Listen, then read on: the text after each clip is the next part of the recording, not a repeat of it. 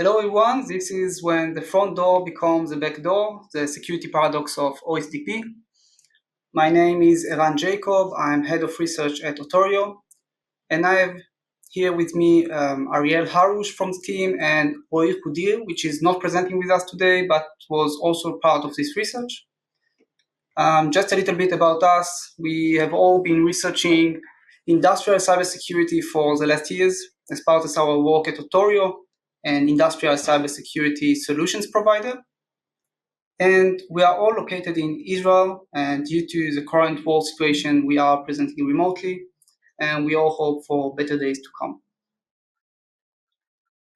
As part of our daily work, we had the chance to work with different types of manufacturing facilities, critical infrastructure, and smart transportation. And on many of these, we've noticed the use of physical access control systems, which are the systems that let you in and out of secured areas or facilities using your access card, a code, tag, or even your fingerprint. And at some point, we've wondered if these components might put facilities that we are working with at risk. And we decided to check this out.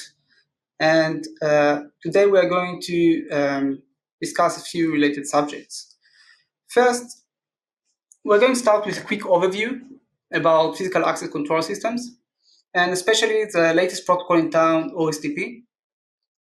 Then we will continue with detailing methods that we've discovered for bypassing latest access control for unauthorized access to secure areas. And for last, we will detail how attacks on OSDP communication stacks may lead to a breach of the internal IP network of the facility directly from a serial connection at the front door, and Ariel is going to cover this later. So how does physical access control systems look like? First, we have the employee or personnel trying to get in, and they should have some kind of identification for getting access. And this could be contactless card, RFID tag, biometric, or just a keypad code. And this identification is then passed to the access control readers, which are located right outside of the door and usually are not secured by additional methods, except maybe a guard if this is the front door or a camera. And we're going to discuss this later, but behind this reader, there is a very important part, the serial connection. And this serial connection is connected to the controller. And the controller is the one that is deciding if any door is getting open or closed. So it is connected to the doors and also connected to the exit buttons or sensors. And to manage this controller, we have some Ethernet interfaces. Administrator can just connect to the controller over, for example, HTTP service and configure the controller. And another option is to integrate the controller with some centralized security server, and this server can manage the organization identities in a central location. So having this, once a user tries to enter the secure area, the ID first will be presented to the reader. Then the reader will pass it over the serial communication to the controller, and if valid, the controller will open the relevant door. Along these, different presentations and research work were done about physical access control security, and different attacks were demonstrated. It is starting from attacking the contactless access cards encryption or using physical overrides at the reader, and even triggering the exit sensors from outside or given some prior access to the entire network, trying to attack from the inside the access controller over the Ethernet interface. But one of the most dominant attack was on the serial reader to controller channel. And this is because that this communication was broken from security perspective for many years and lately had some significant improvements. And we're going to discuss this connectivity and focusing on OSDP, the new and secure protocol that is expected to overcome many of the known security issues that were presented in this area till now. So there are two common protocols for reader-controller communication. First is Weekend, which is the dominant protocol and interface. It is available since the late 70s. So it's old and therefore has limited capabilities and no security by design. So for years now, it has been proven to be insecure, and you can find many tools that can assist you to just eavesdrop communication, replay other user credentials, and basically open the door on demand. And since then, we have the Security Industry Association developing a new protocol, the Open Supervised Device Protocol, which is already increasingly deployed using RS485 physical layer. And OSDP is not only providing new possibilities and new functionalities, it also provides an option for secure channel. And if configured properly, attackers should not have the ability to eavesdrop or perform replay attacks. And this is a big if. And earlier this year, Bishop Fox team have elaborated about different attacks that might be performed against solutions that were not fully implementing OSDP security and not configuring all the security configuration properly or enforcing the security. They even made a small embedded tool that intercept and exploit these kind of incorrect setups. But even though it can be easily configured insecurely and some encryption practices are not the best, once it is configured properly, it is not as bad in terms of defending against practical attacks and can be assumed relatively secure. Well, during this session, we're going to check this out, and we will only focus on fully secured and properly deployed OSDP setups. We will discuss two attack scenarios. First, we'll try to bypass access control and just open doors without any authorization or prior knowledge. And second, we're going to try to go a bit farther. And Ariel is going to try to challenge the protocol implementation in order to gain remote code execution on the controller. And this should lead to a foothold in the internal IP network directly from the front door. And this is especially interesting because it is going to demonstrate end-to-end serial to Ethernet attack. So let's start with the classic use case and try to open some doors. First, we need to have some setup for playing around with the OSDP communication. So we've set up a simple man-in-the-middle lab. We've got the physical controller on the right and the reader on the left and our laptop in the middle. Then using cheap RS485 adapters, we've connected both sides to the laptop and implemented man-in-the-middle logic for intercepting the OSDP communication.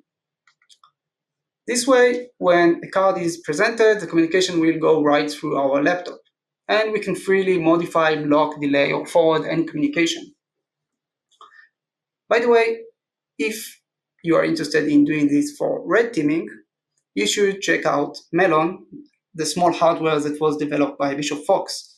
And this one implements this setup over almost a coin-size hardware, and it's great. Also worth noting that for some tests, due to some missing security functionalities in our physical controller, we've used a virtual controller setup based on the great open source library libOSDP. And this is also a great setup if someone is interested to try this at home and not willing to buy an expensive controller. So let's take a look at how a connection to the OSDP is being performed in reality. We have the physical reader, and on its back there is a cable connected to the controller. And if we open the box of the reader, unscrewing the screen at the bottom, we can just see here the cable and connect directly to it.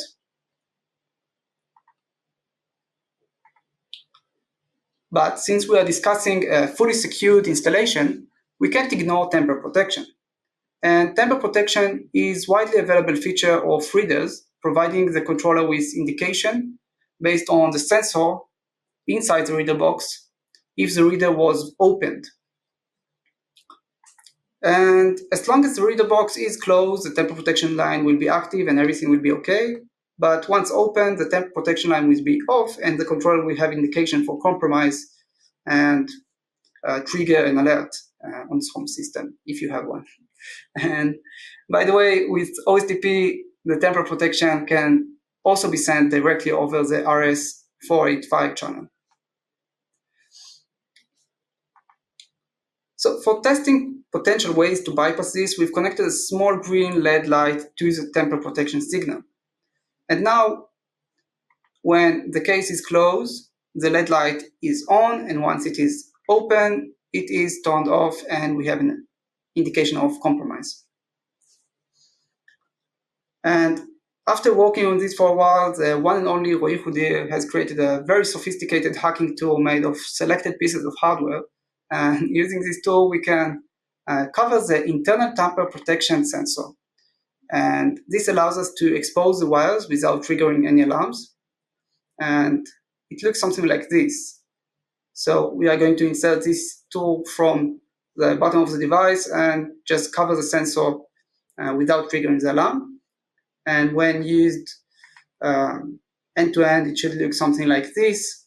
We slightly open the bottom without triggering an alarm. And then inside the tool carefully till it is covering the internal sensor until we see the cable right there. And during all this time, the green light is still indicating that everything is okay. So there might be other sensors that will be harder to overcome, and it does raise the effort required from a potential attacker. So we won't give up on temp protection yet, but in general, temp protection is not enough and should not be trusted on its own.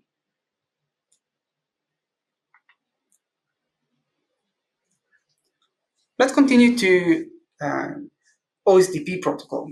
Well, now that we can physically intercept the OSDP communication, we must understand how the OSDP communication looks like. And in OSDP, we have two sides for communication. We have the controller, the CP, and the reader, the PD. And both are continuously communicating, even if they do not have any information to pass.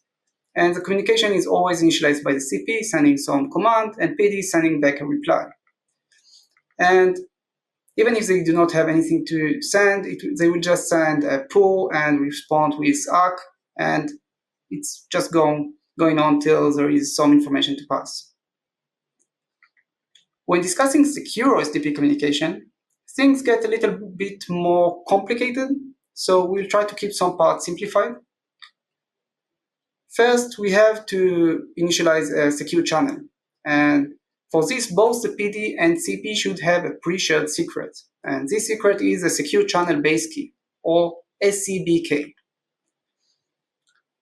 And once we have this SCBK set on both sides, the CP can send a random challenge to the PD, and the PD will use this challenge to create a session-specific keys, and will send back a proof of successfully encrypting data using this key to the CP along another random challenge. And the CP will do the same from his side and validate the proof of the PD and send back the proof. And we have both sides mutually authenticated and having unique session keys for this secure channel. But this is not enough. And to avoid replay attacks, where an attacker is just sending the same encrypted message again, we must have make sure that each message is encrypted a bit differently, even if it contains the same data. And for this, we have the IV, the initialization vector. And the IV is used to randomize the encryption, so same messages will not end up with the same ciphertext. So as long as IV is different, the ciphertext will be different. In OSDP, IV for each message is based on the previous message data, or more accurately on the last message authentication code.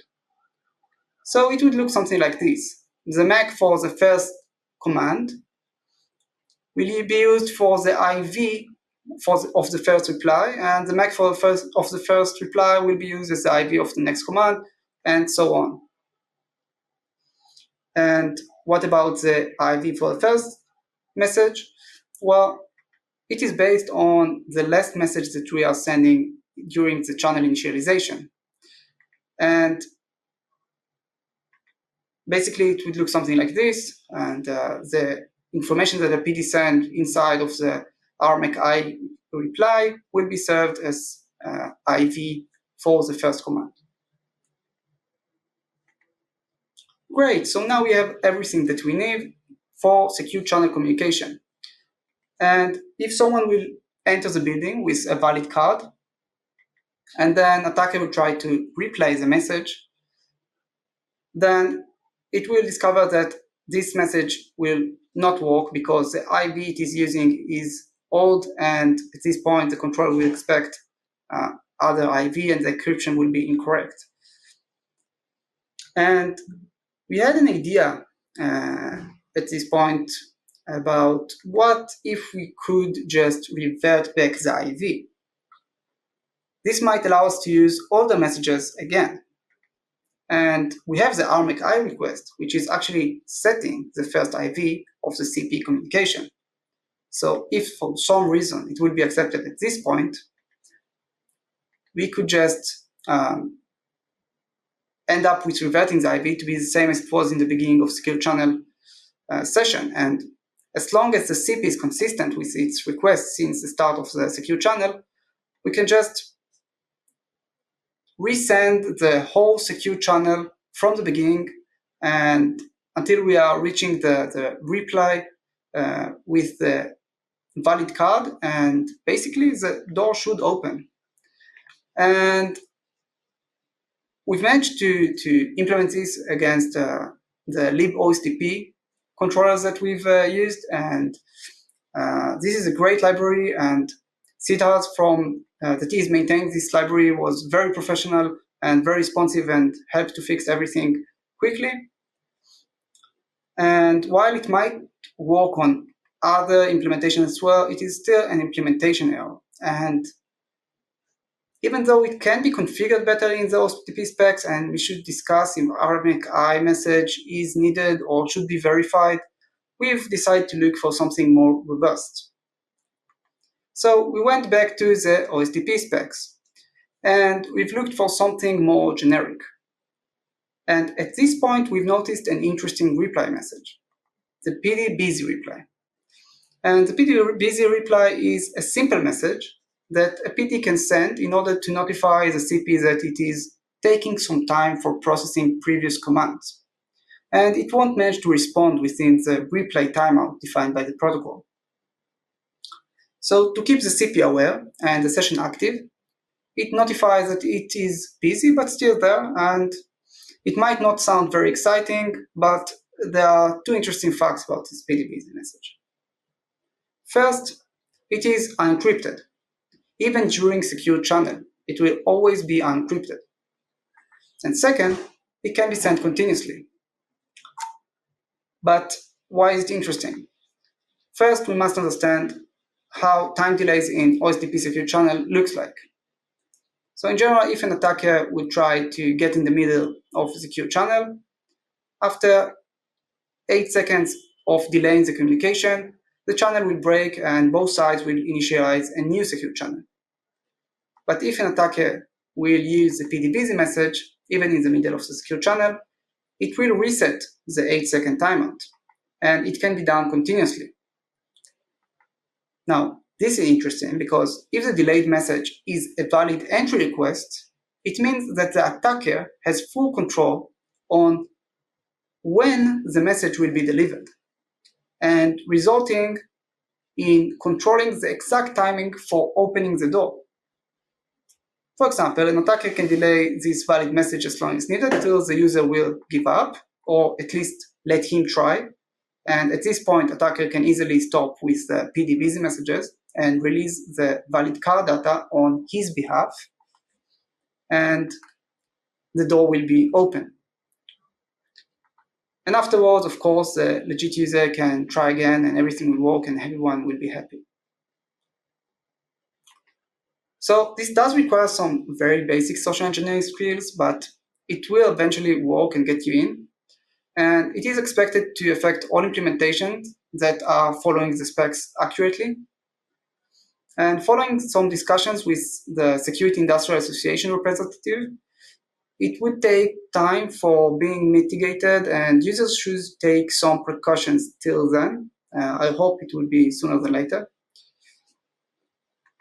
And a short demo for this attack will basically show how uh, once a card is captured, the main middle will delay the communication with PDBZ messages till an enter will be pressed and the message will be released, and you can see on the bottom left indication that the door was open.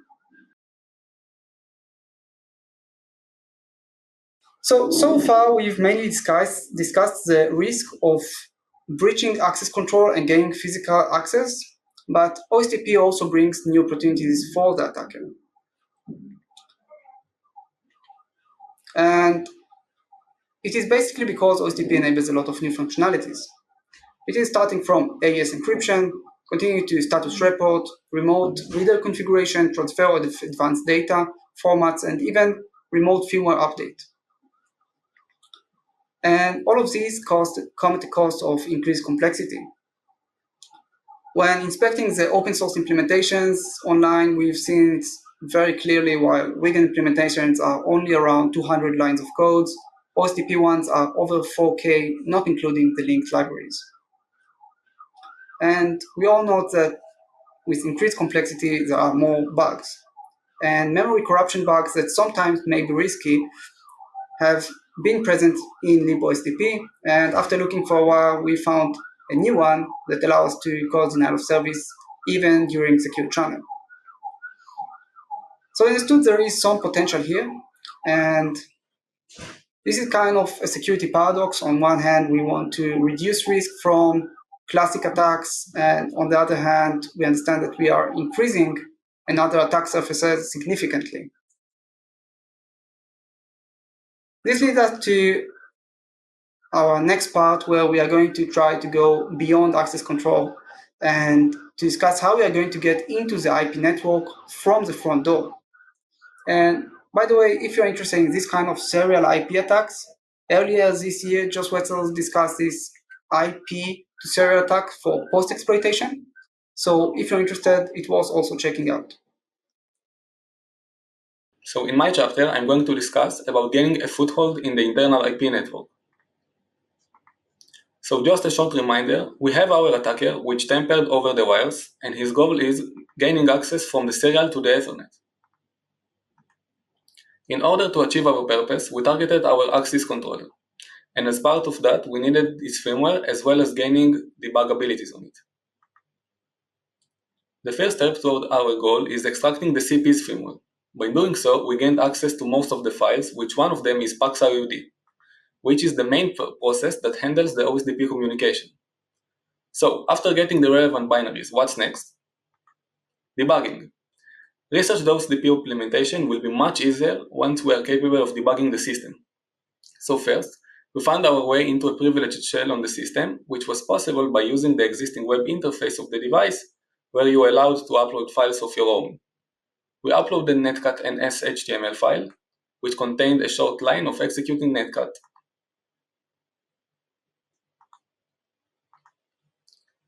On top of the netcat session, we activated the SSH service. By doing so, we've got an Axis device, which communicates with us over SSH, and also GDB, which is a debugging tool that we've used to dynamically debug the controller.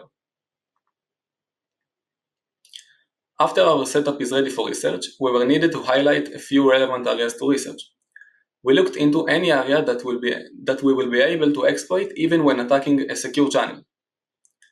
It might be a secure channel handshake. It might be the secure channel handshake. Maybe the OSDP header processing, or the message receiver logic. Let's take a look into the message receiver logic and see if we can find any interesting issues there. So, what do we need to know about that message receiver logic? Well, basically, it performed before secure channel validation or initialization. And as you can see in the message processing flow, right after the PD sends any kind of message, the first thing in the flow of the CP is the message receiver logic. Let's understand the basic flow of message receiver. When a packet arrives, there is a buffer fixed size of 100 exabytes, which will contain the message. When the second packet arrives, the same process occurs on the same buffer. When a message is sent with more than one part, the following happens. The first part is being written to our buffer, as we already know. The program analyzes the header and understands that it's not the whole message. So when a new packet arrives, the program allocates new buffer of 100 hexas plus the size of the first chunk.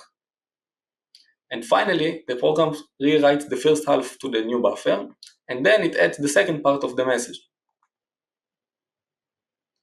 As shown, when a packet arrives, the additional byte length from the previous packet is being calculated and the buffer allocated accordingly.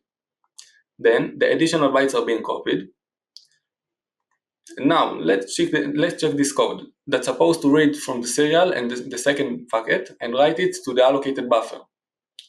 It reads an amount of additional byte length plus 100 hexas from the serial, which is the size of our buffer. But here's the problem. It starts writing within an offset from the buffer to not override the additional bytes it just copied. To sum up, we have our buffer PTR size 100 hexas plus additional byte length, the data we read from the serial connection, which is in the length of our buffer PTR, and finally we write the data we read to our buffer, but from an offset of additional byte length. This is what leads to an overflow. Let's look at this on the form of message flow. First, a message arrives with additional information. After that, a second message with a size of 100 hexas plus additional byte length is being sent. The program will allocate the buffer according to the first packet of 100 hexas plus additional byte length and will rewrite the additional bytes from the first packet to the new buffer.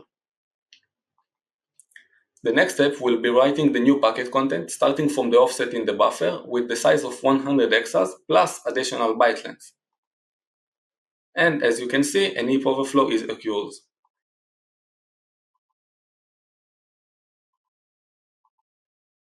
Well, now that we've got an heap overflow primitive, let's see what is the potential of such attack. Let's look at the following example, which based on our process memory. Assuming that we are writing to buffer, and we can write above its area, we might override the empty chunk and even the interesting one. If we will look at the interesting structure, we will find out that it contains callback function PTR. By overriding this kind of pointer, when the program will try to execute the code at that pointer, we will be able to execute a code of our choice. More in general, heap overflow might also lead to arbitrary behaviors such as DOS, PE, and etc.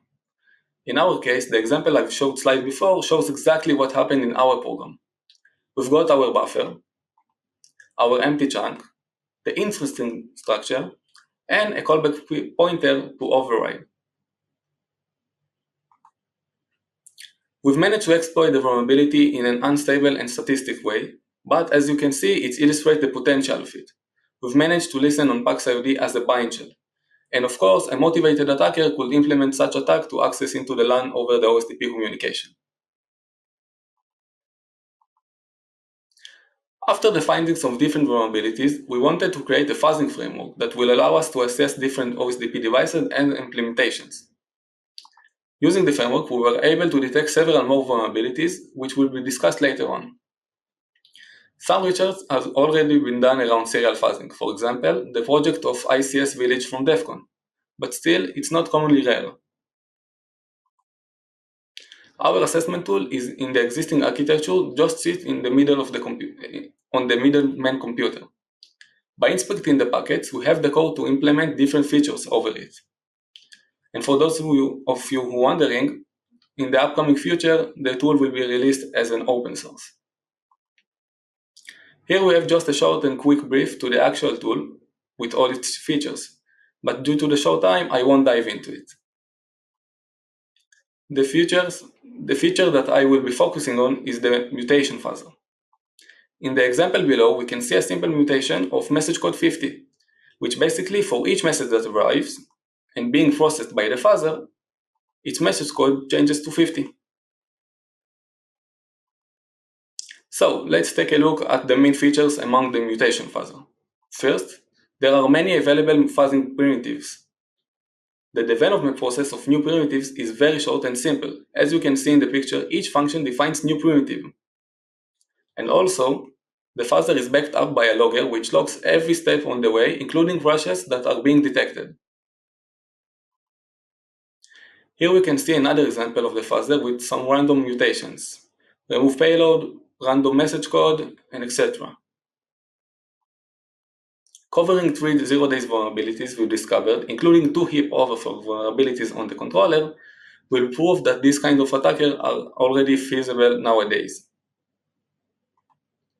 So let's dive into the first vulnerability. As part of message code 50, the program allocates a buffer. The size of that allocated buffer is calculated based on the payload of the message using OSDP getMessageDataSize function. Let's assume the calculated size is 10 hexa. Simply, our buffer will be allocated accordingly. Now, let's see what happens when we send message code 50 hexa packet without payload. The function tries again to calculate the size of the buffer to allocate, but this time we received a negative number and a crash. So what just happened? OSDP getMessageDataSize returned signed number. When calling malloc, the signed number casted to unsigned, resulting a huge number. As a result, when malloc tries to allocate that amount of bytes, the program crashes. We also observed glogv output, which indicates as well about that crash. Here we can see the fuzzer detects the crash I've just explained. On green we have our message code, and right after it, on red, the checksum, without any payload between them. In the following video, we will see how the CP actually crashed in real time and stop receiving input from the PD.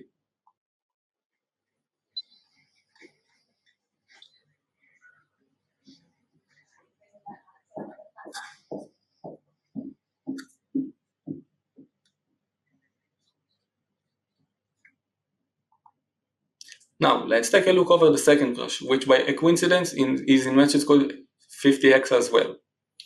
It's worth saying that there is no connection between the two vulnerabilities except sharing the same message code. So as part of processing the payload, the following happens. The function calculates a value based on the payload data on indexes 3 and 4. The calculation formula is simple as shown. It multiplies the fourth byte with 100 hexas and adds the third byte to it. Next, the program iterates starting from the payload of the packet all the way through the payload of the packet plus the calculated value. For each index, if its value is divided by 8, it will override it. When iterating huge ranges as shown above, we will get an heap overflow, which potentially might override crucial data that will cause arbitrary behaviors of the process. Okay, so to summarize, it is clear there are new risks that are emerging from the OSDP, and we were not used to see this kind of risk before. And this is only the beginning, because OSDP is a relatively new protocol and it will continue to evolve and include more functionalities, and obviously vendors will leverage its flexibility and already doing it for allowing proprietary functionalities of their own. I guess we are also going to see more and more opportunities for new attack scenarios, and so might not even require an attacker to open the reader's physical box or even target the security server directly. So there is a lot of potential for new kind of attacks in OSDP, but if we take a few precautions, we might reduce significantly any risk from the attacks that we've discussed so far, and also from future attacks that might come in the near future. First, we must remember that OSDP is new, and it is not perfect. It is defending from non-attacks, and as long as it is configured carefully, it is pretty much doing the job, but it should not be trusted blindly. And for most users, we still recommend using a camera or making sure the guard is verifying no one is playing with the readers. Second, Serial connections in general, while they are not commonly addressed as part of standard security audits, some of them should. And please make sure to verify they are at least not exposed to the public, and better be just addressed similarly to exposed Ethernet connections when possible. And third, working on proper monitoring and control logs can provide a lot of information that can indicate compromise, can assist with detecting different attacks, many of the attacks that we mentioned here, and assessing the quality of products can also reduce a lot of risks and low-hanging fruits are just waiting for attackers to exploit. Of course, Ariel mentioned our main the middle tool. This tool can assist with assessing these devices on your lab or as a vendor, and we recommend using it as an automated way to assess different solutions. Thank you for listening, and please feel free to contact any of us for any additional questions or comments, and stay safe. Thank you.